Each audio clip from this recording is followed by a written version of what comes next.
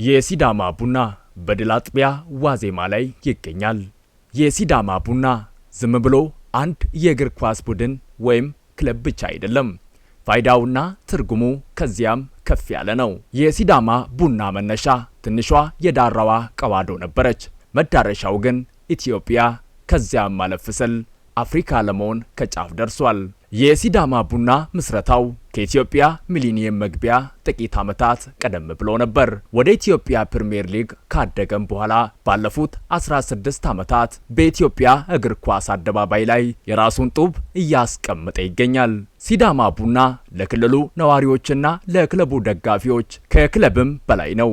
ምክንያት ከተባለ ክለቡ ለሚሊዮኖች የመነሳሳት የአንድነትና የህብረት ምንጭ ነው። ሚሊዮኖች በክለቡ ዙሪያ በመሰባሰብ ለጋራ ማንነታቸው ታግለውበታል።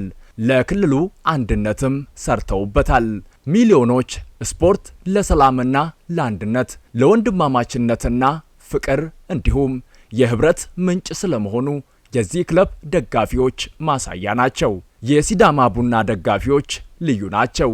ባለፉት 20 ዓመታት በድሎት ሆነ በአስቸጋሪ ወቅቶች ከክለቡ ጎን ተጉዘዋል። የክለቡ መተንፈሻ ሳምባዎች ናቸው። ህብራዊ የድጋፍ ስልታቸው አዲስ ቀለም ለኢትዮጵያ ፕሪሚየር ሊግ አበርክተዋል። የሲዳማ ቡና ደጋፊዎች ካሉ ስቴዲየም ይደምቃል።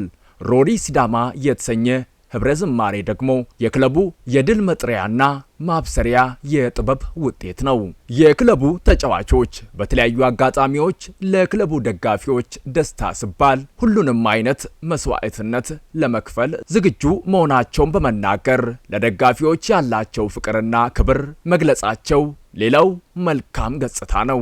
መነሻውን ከዳራ ያደረገው ሲዳማ ቡና አሁን ላይ ለኢትዮጵያም ተርፏል። ክለቡ የታላላቅ ተጫዋቾች መፍለቂያ ነው። ከክለቡ የተመረጡ ተጫዋቾች ኢትዮጵያን በአፍሪካ ዋንጫ ውድድርና በዓለም ዋንጫ ማጣሪያ ጨዋታዎች በሚገባ አገልግለዋል። አሁንም እያገለገሉ ይገኛሉ። አሁን ላይ ሲዳማ ቡና የድካሙን ፍሬ ለመብላት ከጫፍ ደርሷል። የኢትዮጵያ ፕሪሚየር ሊግና የኢትዮጵያ ዋንጫ የማሸነፍ ዕድሎች በእጁ ላይ ይገኛሉ። ይህንን መልካም አጋጣሚ በአግባቡ በመጠቀም ለታማኝ የክለቡ ደጋፊዎች የኩራትና የክብር ምንጭ ይሆናል ተብሎም ይጠበቃል። ክለቡን አሁን ያለበት ደረጃ ለማድረስ በርካቶች መስዋዕትነት ከፍለዋል። የከፍታና የዝቅታ ወቅቶችም አልፈዋል። የገጠሙ ፈተናዎችን በትዕግስትና በብላት ታልፈዋል።